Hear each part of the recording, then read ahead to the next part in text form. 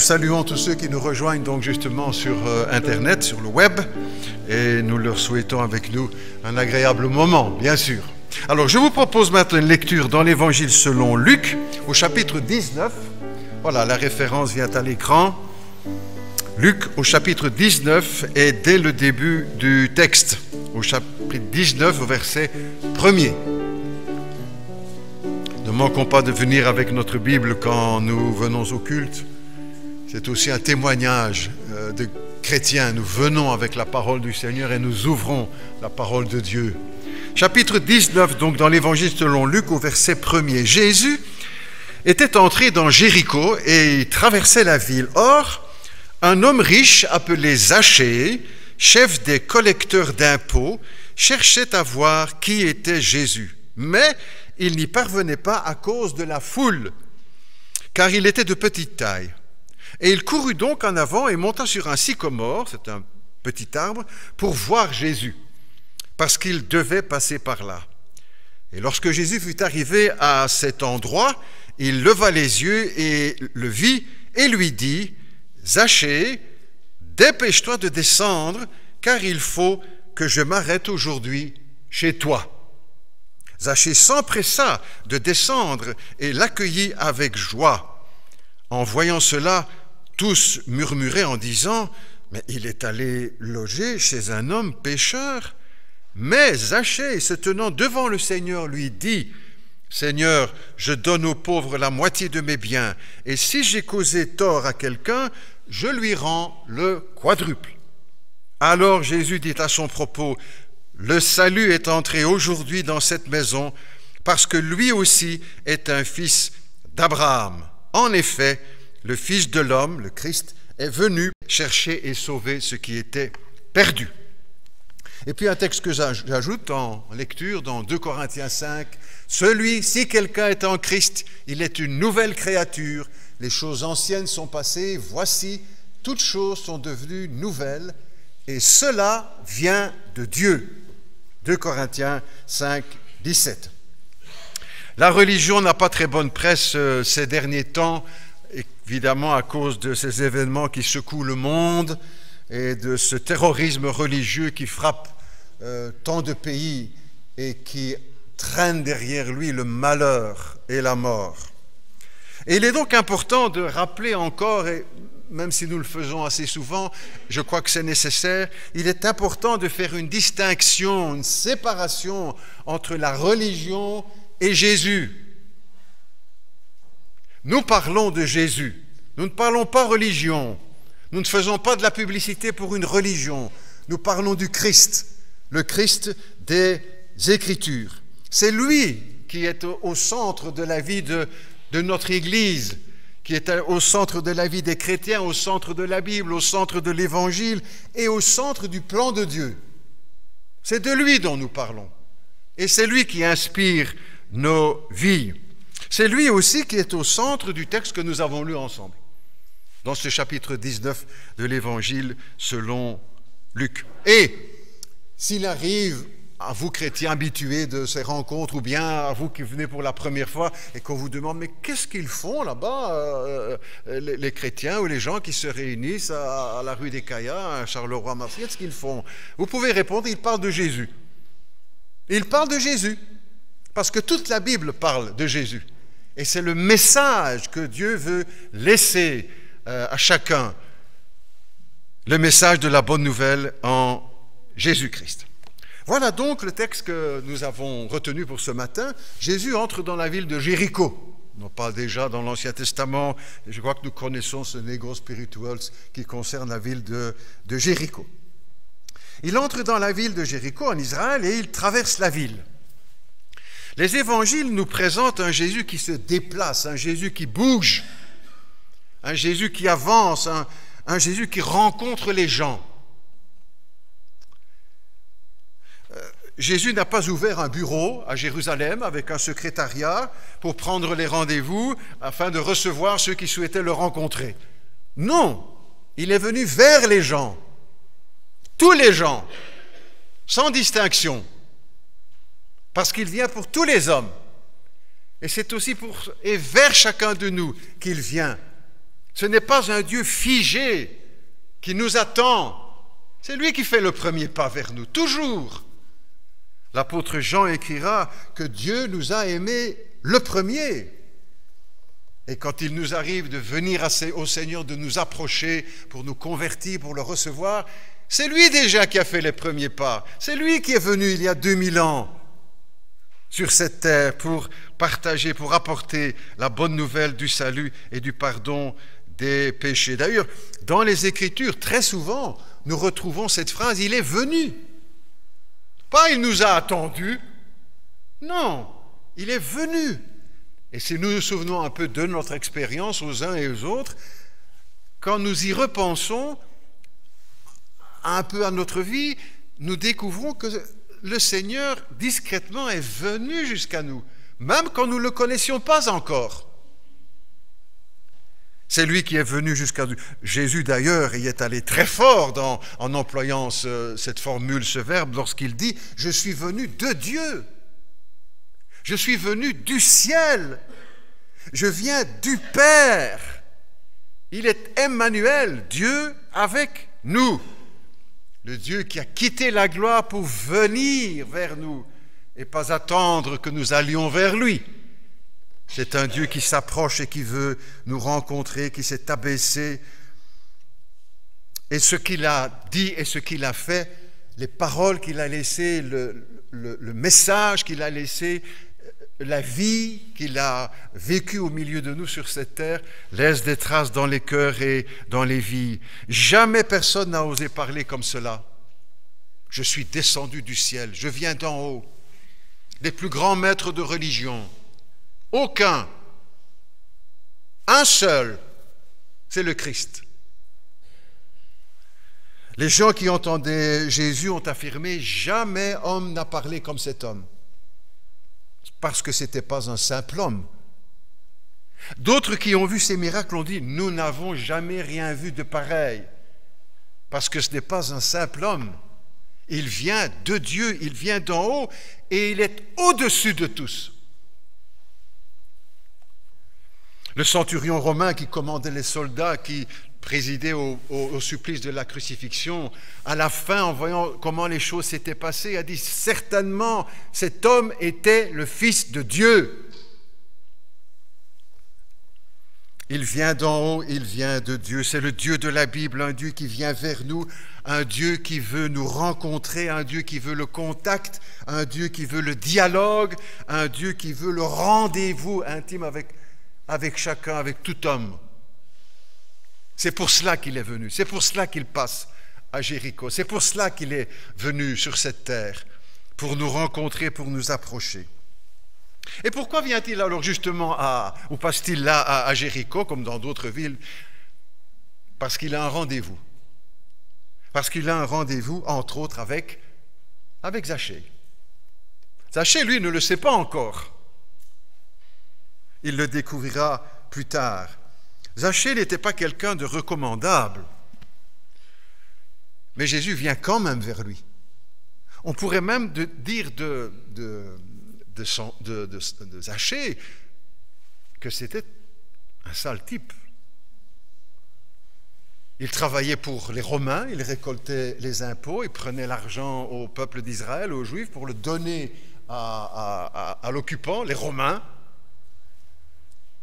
Et au passage, il en mettait une partie dans sa poche. Il était très mal vu, très suspect malgré tout parmi les Romains, et encore méprisé par le peuple d'Israël. Ce n'est pas pour rien aussi que la Bible nous dit qu'il était riche. Il se rendait ainsi très impopulaire. Et on comprend, quand on lit le texte, que les gens ont dit « Mais qu'est-ce qu'il va faire là ?» Ça veut dire ça, hein? Il va chez un homme pécheur, chez quelqu'un qui a vraiment une mauvaise vie. Qu'est-ce qu'il va faire là? C'est ça que ça veut dire. Il y a tant de braves gens ici en Jéricho, et il va justement chez l'un des plus mauvais. Il vient pour tous les hommes. Et il s'approche de chacun de nous. Et jamais personne ne doit dire « Bon, je suis tellement mauvais qu'il ne viendra jamais vers moi. » Jamais personne ne doit penser ça. il vient vers Zachée et il va parler avec Zachée. Les gens disaient, il est allé loger chez un homme pécheur. C'est vrai. Et heureusement, dans un sens, parce que tous les hommes sont pécheurs. Et si nous attendons que Jésus aille juste chez les braves gens, il n'aura pas beaucoup de rendez-vous. Ou peut-être parmi tous ceux qui se croient partie des braves gens. La Bible nous dit qu'il n'y a pas de juste, pas même un seul. Tous sont péchés. Le roi Salomon, déjà dans l'Ancien Testament, disait « Il n'y a pas d'homme qui ne pêche pas ». Et il connaissait la nature humaine, pas seulement lui, mais il n'y a pas d'homme qui ne pêche pas. Et aujourd'hui, dans les informations que nous recevons de gauche et de droite, c'est des avalanches de mauvaises nouvelles qu'on n'arrête pas d'entendre. Oh, celui-là aussi, oh, et celui-là aussi, et il a encore fait ici. Oh là là là là là là, les journaux en sont pleins. Et encore, il faut une sélection. Nous sommes tous pécheurs et Jésus a raison, en quelque sorte, de venir vers les pécheurs. Parce que c'est avec eux qu'il veut parler, c'est eux qu'il veut sauver. Il n'y a pas de juste. On dira quand même, pasteur, reconnaissez quand même qu'il y a des braves gens. C'est juste, il y a des braves gens. À Charleroi, il y a aussi beaucoup de braves gens. Bien sûr, mais même les braves gens ont besoin de Jésus. Même les braves gens ont besoin d'être sauvés. Parce que même en étant un brave homme, une brave épouse, un bon fils, une bonne fille, on a quand même offensé Dieu, n'est-ce pas? Nous avons péché contre Dieu. Il n'y a pas, personne n'est parfait. Il faut savoir le reconnaître. Et c'est probablement l'une des vérités les plus difficiles à accepter. Et pourtant, au fond de nous-mêmes, nous le savons quand même. Nous le savons que nous avons fait des choses que nous n'aurions pas dû, que nous avons dit des choses que nous n'aurions pas dû, que nous avons regardé des choses que nous n'aurions pas dû regarder. Nous le savons au fond de nous-mêmes. Il n'y a pas besoin d'avoir fait 5 ans d'université. Notre conscience nous parle. L'Esprit de Dieu nous parle. Ce sont malgré tout des vérités. On pourrait faire le test aussi, n'est-ce pas? Peut-être ici dans la rue des Caillas ou dans Marcinelle ou Charleroi ou à Bruxelles ou à Molenbeek ou au Panama. Tout le monde, il n'y a que des braves gens. Hein? Que des braves gens, même ceux qui sont pris la main dans le sac. Il y a des braves gens. Il ne ferait pas de mal à une mouche. J'ai lu ça ici dernièrement, vous avez peut-être lu ça dans la presse aussi, on me le prête parce que je n'achète pas de journaux, mais enfin, que l'un des terroristes a dit « Je ne ferai pas de mal à une mouche ». Et il a accompagné tous les assassins qui ont répandu la terreur dans toute l'Europe. Il fait aussi partie des braves gens, n'est-ce pas? Les braves gens ont aussi besoin de Jésus-Christ. Et nous avons tous besoin de Jésus-Christ. Quand Dieu s'approche de nous, il faut abandonner ce système de défense. Oh, moi, je n'ai rien fait, tout est en ordre. Alors on ferme les portes et rien ne se passe. Mais si on sait reconnaître ses torts devant Dieu, alors les portes s'ouvrent et beaucoup de choses peuvent se passer. Jésus a dit, je ne suis pas venu appeler des propres justes, mais des pécheurs. Jésus a dit encore qu'il est venu pour sauver les perdus. Tout homme a difficile de reconnaître, n'est-ce pas cela, alors que c'est une évidence qui crève les yeux. Une évidence qui crève les yeux.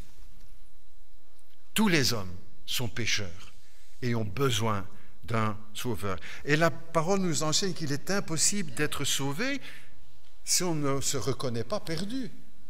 Qu'il est impossible d'être pardonné si l'on ne se reconnaît pas pécheur. Qu'il est impossible d'être guéri si l'on ne se reconnaît pas malade.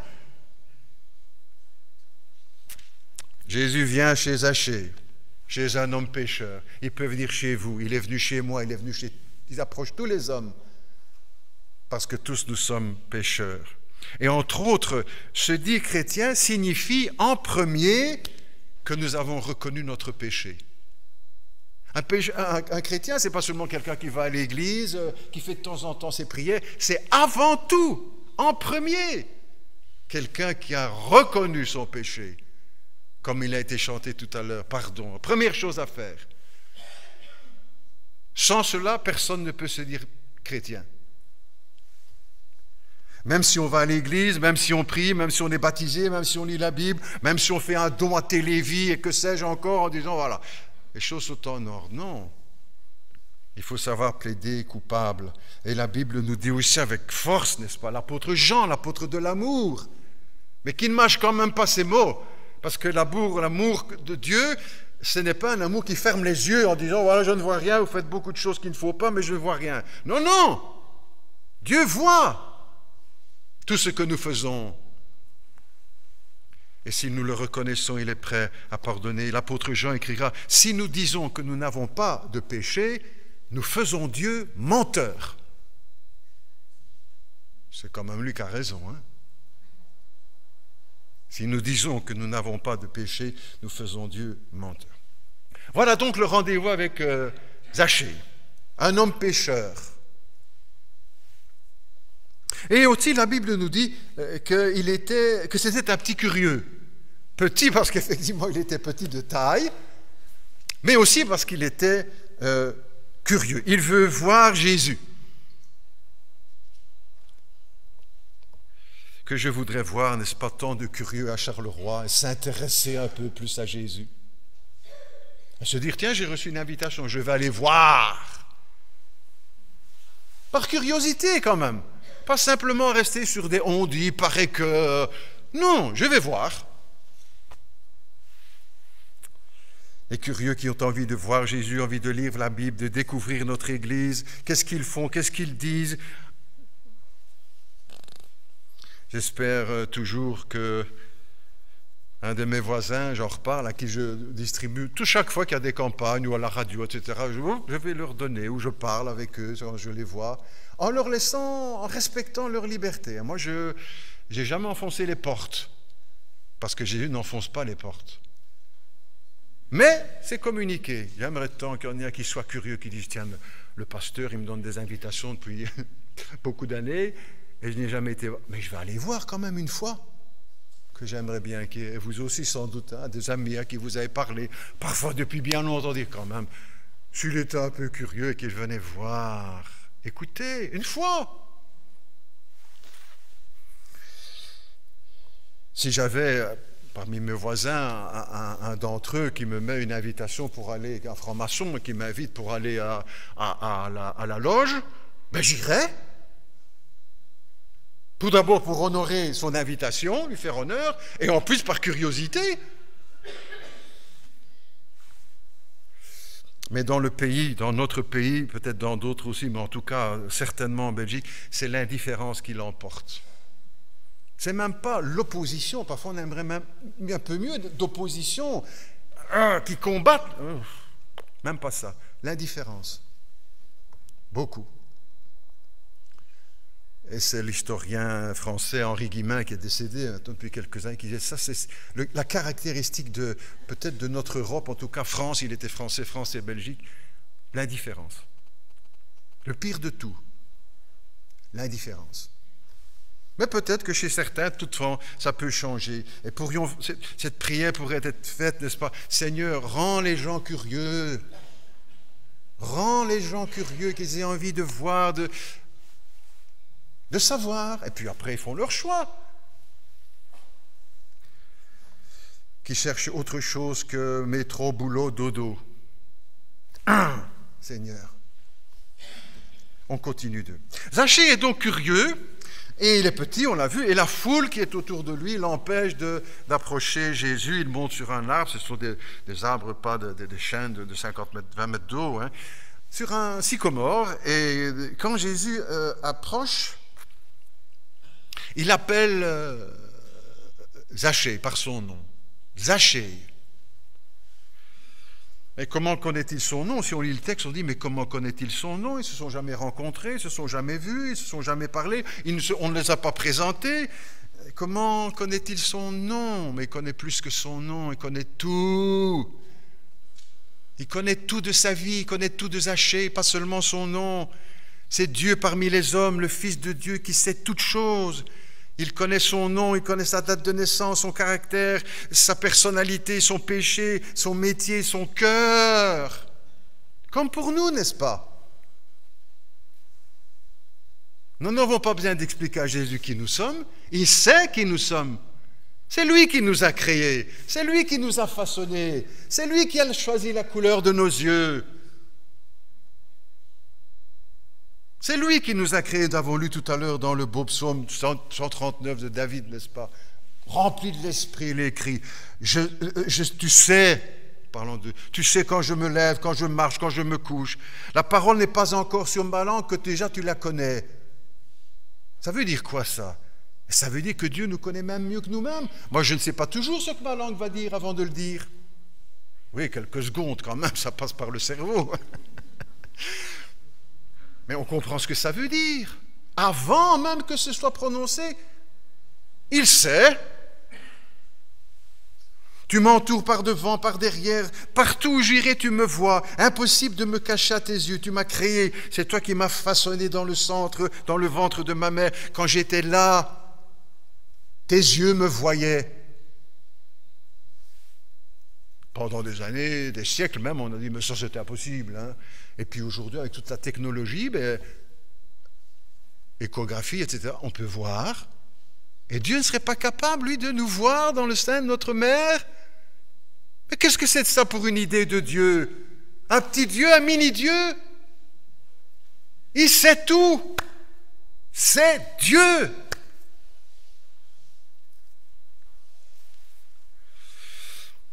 Tu connais toute ma vie, que ce soit, et avant que tous les jours de ma vie, avant qu'aucun d'eux n'existe. Mais il sait plus que moi alors, Dieu. Mais bien sûr qu'il sait plus que moi, plus que toi, plus que nous. Et c'est tout. C'est Dieu. Et Jésus connaît tout ça de tous les jours. Tous les jours de ma vie sont écrits dans ton livre. Que tes pensées me semblent impénétrables. Que le nombre en est grand. Vrai.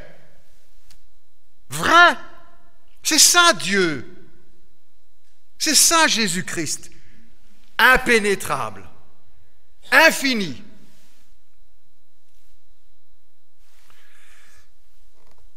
Quelqu'un dira peut-être, ouais, mais ça je ne comprends pas. Ben, tu ne comprendras jamais. Et la Bible ne nous dit pas qu'il faut comprendre, elle nous dit qu'il faut croire. Vous savez, il y a tant de choses que nous ne comprenons pas. Et cependant, des choses qui ne nous ont jamais bloqués. Nous ne pouvons pas comprendre un atome. Personne, même au monde. Les plus grands esprits sont encore en train de chercher et d'étudier pour essayer d'arriver à... Ah, on a fait des découvertes, bien sûr, mais on ne sait pas encore, en définitive, de quoi est composé tous ces éléments qui structurent l'atome.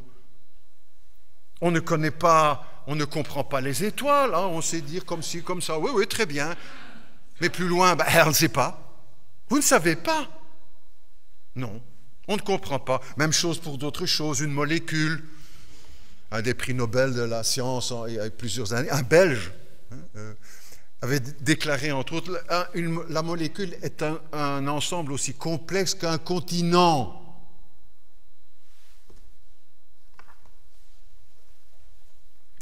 On ne comprend pas un PC. Vous savez comment ça fonctionne, votre PC? Ou la même chose avec le GSM ou le GPS, comment est-ce que ça fonctionne? Même notre TV, vous savez comment ça fonctionne? Et je n'ai jamais entendu personne qui disait « Tant que je ne comprends pas comment ça fonctionne, je ne l'allume pas. » Jamais, hein? Mais pour Dieu, on veut tout comprendre. Non.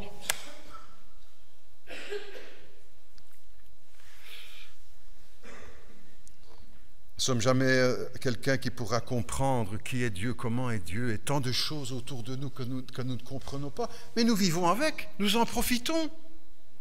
Je ne sais pas comprendre comment une vache brune qui mange de l'herbe verte va faire du lait blanc et du fromage jaunâtre. Mais je mange du beurre et je mange du fromage. N'attendons pas de tout comprendre. Dieu s'est révélé dans la nature et il faut accepter qu'il y a au-dessus de nous un être beaucoup plus intelligent, beaucoup plus puissant, beaucoup plus sage, dont on ne peut sonder l'intelligence. L'intelligence d'Einstein, on arrive à sonder. Voilà, il y en a plusieurs qui commencent à comprendre un petit peu ce qu'il a voulu dire. Certains même qui se disent il s'est trompé. À un certain moment, d'ailleurs, il s'est trompé. Il la reconnaît après. Enfin, bref. On sait comprendre parce que c'est un homme, même l'un des plus grands esprits de l'histoire du monde. Mais on comprend. Enfin, certains, en tout cas, peuvent comprendre. Mais Dieu,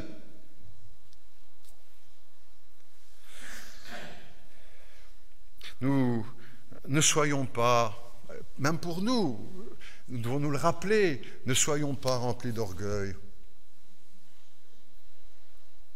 Et au contraire, sachons être humbles. Jésus a dit, si nous ne devenons humbles comme des petits enfants. Et j'aime de dire, Jésus n'a pas dit qu'il faut devenir bêtes comme des enfants. Jésus a dit humble, comme des petits enfants, pour pouvoir entrer dans le royaume de Dieu. Et Jésus aussi a dit à ses disciples, qui voulaient en savoir plus, qui voulaient savoir beaucoup de choses, qu'il leur a dit, mais si vous ne m'avez pas compris quand je vous ai parlé des choses terrestres, comment allez-vous comprendre quand je vous parlerai des choses célestes? Oh.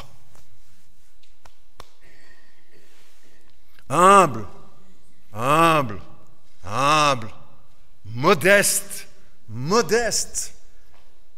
C'est le chemin qui nous conduit vers Dieu. Après l'avoir appelé donc par son nom, Zachée, Jésus dit quelque chose d'étonnant. Hâte-toi de descendre, car il faut que je demeure chez toi. Pourquoi hâte-toi? Aujourd'hui, on se hâte, on doit courir pour tout, mais en ce temps-là, on avait quand même plus de temps. Hâte-toi, dépêche-toi, Zachée. Deux raisons que je vous propose, deux raisons. Pourquoi se hâter? Tout d'abord parce qu'on n'a pas le droit de faire attendre Dieu, n'est-ce pas? On n'a pas le droit de faire attendre Dieu. On peut faire attendre son épouse ou son mari quand on fait les courses, ou la fin du match de football. On peut faire attendre le médecin, le pasteur, oui, mais pas faire attendre Dieu. On doit se dépêcher. Hâte-toi de descendre. La Bible nous dit qu'on ne se moque pas de Dieu, n'est-ce pas?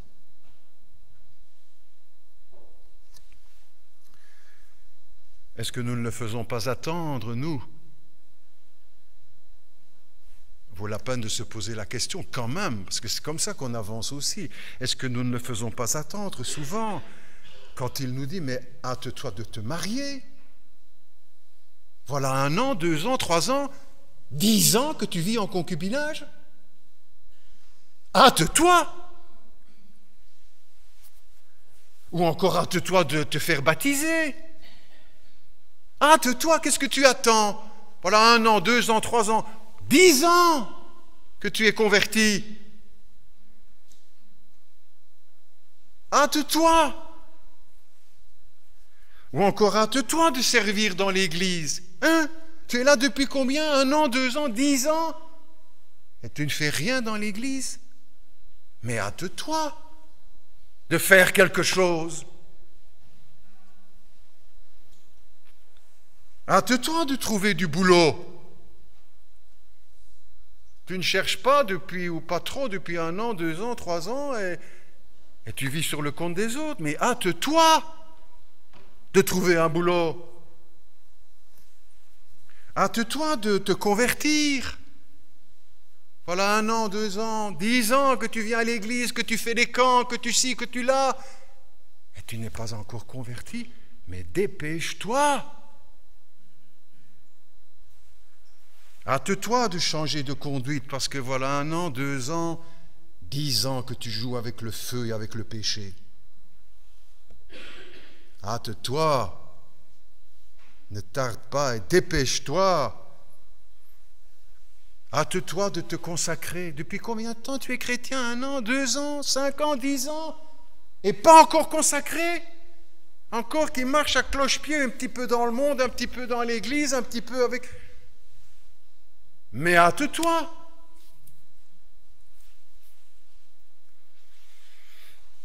Une deuxième raison aussi pour laquelle le Seigneur parle ainsi, deux raisons pour ne pas traîner, n'est-ce pas? Parce que la vie passe vite. La vie passe vite, n'est-ce pas? Tellement vite, la jeunesse passe vite. La retraite passe vite. Elle vient vite et elle passe vite. Les bonnes années, les bons jours passent vite, n'est-ce pas? Dépêche-toi. Hâte-toi. J'ai lu ici dernièrement que le chanteur Renaud, dont on parle assez bien là, comme Renaud qui a dit « J'ai perdu 10 ans de ma vie », l'alcool entre autres. 10 années de perdu. Pas une semaine. Déjà parfois, nous, quand on perd 1 heure sur la journée ou un jour, 10 années perdues. Qui dit, hein? Moi, je ne sais pas qui lui fait dire. Hein? 10 années perdues. Combien de temps avons-nous perdu, chers amis, nous? Tout chrétiens que nous sommes parfois. Combien de temps avons-nous perdu? Le temps que nous passons sans Jésus, c'est du temps perdu. Ceux qui attendent avant de se convertir, très souvent, n'est-ce pas, chez ceux qui ont pris la décision, qui sont convertis, disent « Une chose que je regrette, c'est de ne pas être venu plus tôt, de ne pas m'être hâté, de ne pas m'être dépêché, avoir attendu 1 an, 2 ans, et que le Seigneur me parle. » Ah, chers amis, c'est du temps perdu. Ou un chrétien qui est venu à Jésus, mais qui marche loin de lui, comme l'apôtre Pierre. Là. Il suivait Jésus, mais le texte dit de loin. Temps perdu, hein?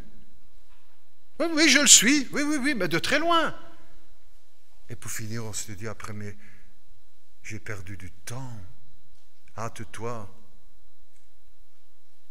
Hâte-toi. Et que va faire Zachée? Il va obéir. Il va obéir, il va se hâter. Il se dépêche de descendre, dit le texte. Il se dépêche de descendre. C'est là la première chose que tout homme doit faire, n'est-ce pas? C'est obéir à Dieu. Vite. Fondamentalement, n'est-ce pas? Fondamentalement, tous les malheurs de notre société, de notre monde, de notre planète viennent parce que la grande majorité des hommes ne veulent pas obéir à Dieu. On dira, pasteur, c'est bien simpliste, il y a des problèmes économiques, politiques, financiers. Oh, c'est ça, mais derrière tout ça, c'est ce refus d'obéir à Dieu pour la majorité des hommes. Je répète, fondamentalement, tous les malheurs de notre société, de notre monde ou notre planète viennent parce que la grande majorité des hommes ne veulent pas obéir à Dieu. L'inverse, fondamentalement, le plus grand bonheur des hommes de notre monde, de notre planète, ce serait d'obéir à Dieu. D'obéir à Dieu. Et peut-être nous ne le pensons pas seulement pour les autres, pensons-le tout d'abord pour nous, pour moi, pour chacun. Direz-moi, qu'est-ce que j'en fais de ça? Est-ce que j'obéis ou je m'arrange avec? La folie, n'est-ce pas, c'est de penser que l'épanouissement, le bonheur, la libération, c'est faire uniquement ce qui nous plaît. Uniquement ce qui me plaît, uniquement ce dont j'ai envie. L'homme n'est jamais si malheureux que quand il pense comme cela. Puisque Dieu, certains diraient, si Dieu existe, mais je le pose autrement, mais puisque Dieu existe, le plus grand but dans la vie, le plus grand bonheur, c'est d'obéir à Dieu. Et on le dit au conditionnel pour ceux qui, si Dieu existe, il n'y a pas de plus grand bonheur que ça. Et il existe. Le plus grand bonheur, c'est de lui obéir. Et ceux qui en font l'expérience peuvent le reconnaître. C'est vrai qu'il y a des problèmes. Dieu n'enlève pas tous les problèmes parce qu'on devient obéissant. Mais pour finir, c'est quand même comme ça que ça marche le mieux, quand je lui obéis. Et le pire, c'est quand je ne veux plus faire qu'à ma tête.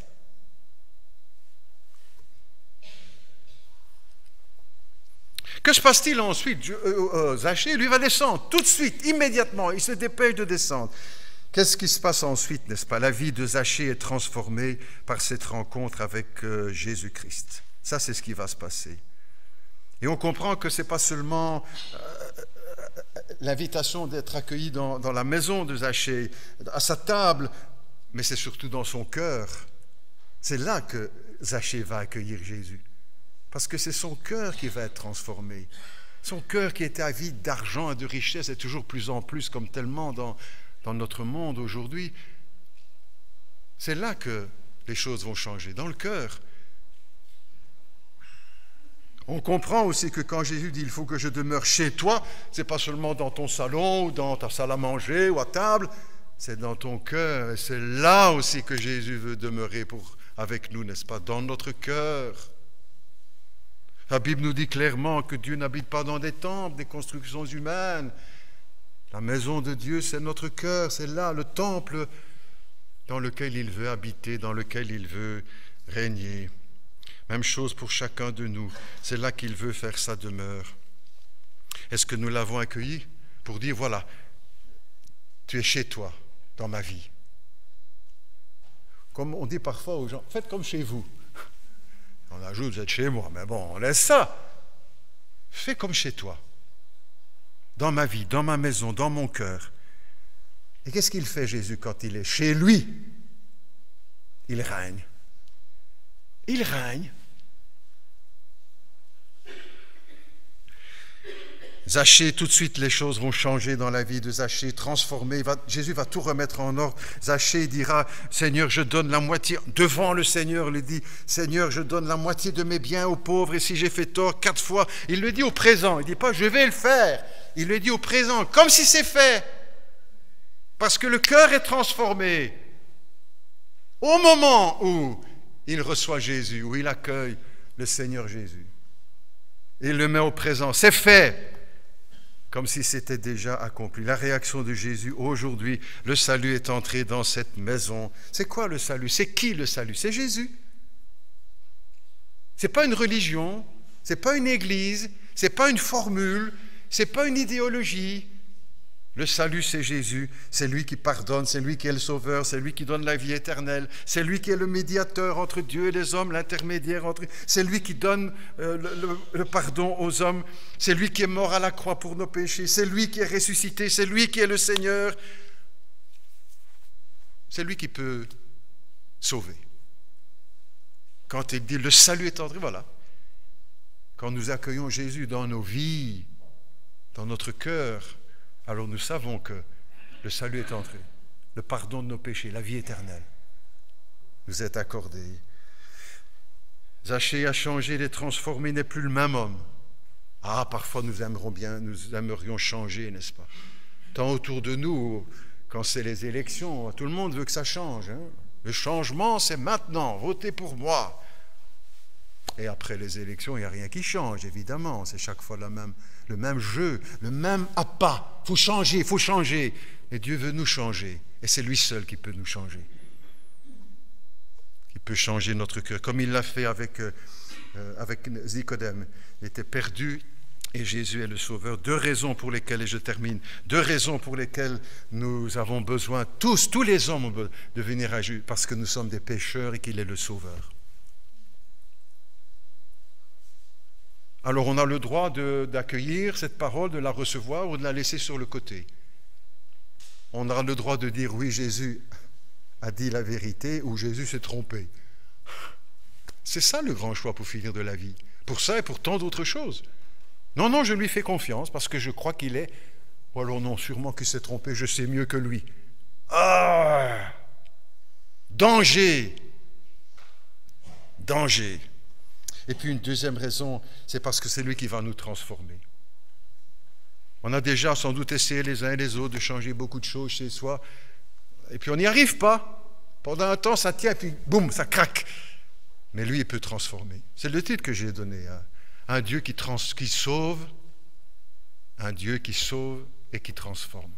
Il commence par nous sauver, et puis nous transforme. 2 raisons pour lesquelles nous avons besoin de venir à Jésus-Christ. besoin de nous le rappeler aussi si nous sommes déjà venus. Et peut-être de le décider ce matin si nous ne l'avons pas décidé encore. Nous venons peut-être à l'église avec notre mari, avec notre épouse, avec nos enfants, avec nos parents, avec... voilà. Parce que c'est pas loin de chez nous, mais la décision n'a jamais été prise. Est-ce que ce n'est pas le temps ce matin? Pas pour moi, n'est-ce pas? Ce n'est pas vis-à-vis de moi qu'il faut prendre une décision, ni des protestants, ni de l'église de Charleroi-Marcinelle, vis-à-vis du Seigneur. Parce que sans Jésus, vous êtes perdus, encore sur le chemin large qui mène à la perdition. Venez ce matin à Jésus. Hâte-toi. Dépêche-toi. Nous prions ensemble. Notre Dieu, notre Père, nous te remercions pour ta parole, parce qu'elle est la lumière dans nos vies, dans nos cœurs, dans nos âmes. C'est elle qui éclaire notre chemin. Elle est une lampe sur notre route, une lumière sur notre chemin. Merci Père Céleste pour ta parole. Merci pour Jésus-Christ, la lumière du monde.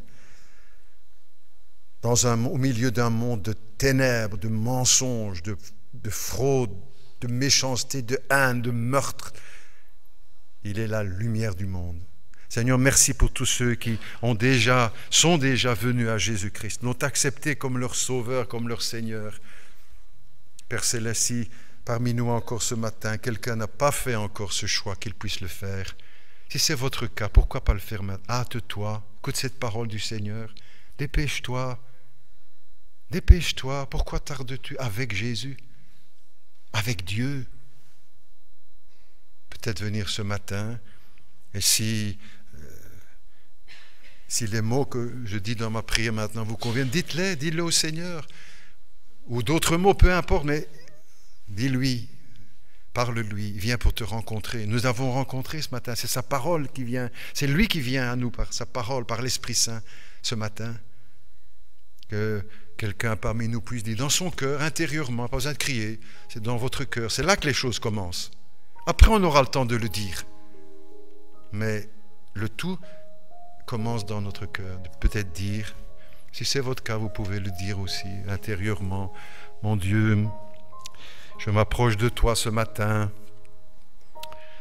à petits pas. Je veux te demander pardon pour mes péchés. Je reconnais que j'ai fait des choses, pensé, dit des choses que je n'aurais jamais dû faire. Je te demande pardon. Je reconnais mon péché. Je reconnais mon péché. Je le regrette. Je regrette, je me repens. Je veux changer ça. Je viens à Jésus ce matin, je crois. Je lui fais confiance. Je crois qu'il est mort à la croix pour mes péchés, qu'il a payé le prix de mes péchés. Je crois. Je crois qu'il est ressuscité, qu'il est vivant. Je ne comprends pas tout, mais je crois. Je fais confiance. Je crois qu'il est mort pour mes péchés, qu'il est vivant, qu'il est le Fils de Dieu, qu'il est Dieu le Fils. Je le crois. Qu'il est le Seigneur. Je le confesse comme Seigneur. Je l'accueille aujourd'hui dans mon cœur, dans ma vie. Dis-le intérieurement. Seigneur, je t'accueille ce matin dans mon cœur. Pardonne mes péchés, purifie-moi, change-moi, transforme-moi. Je me confie en toi. Et à partir de ce jour, je veux vivre avec toi et pour toi. Notre Dieu et notre Père, nous te prions pour que ton œuvre se fasse dans les cœurs. Ce matin, ici dans cette salle ou ceux qui suivront par d'autres moyens de la technologie moderne. Seigneur, fais ton œuvre. Toi le Dieu de toute grâce qui vient vers nous, qui veut nous rencontrer parce que tu veux nous sauver, parce que Dieu veut que tous les hommes soient sauvés et parviennent à la connaissance de la vérité de Jésus-Christ. Et pour nous aussi, Père Céleste, qui avons déjà pris la décision, confirme-la dans nos cœurs, Seigneur, pour avancer encore davantage, plus près de toi. Nous te le demandons au nom de Jésus. Amen.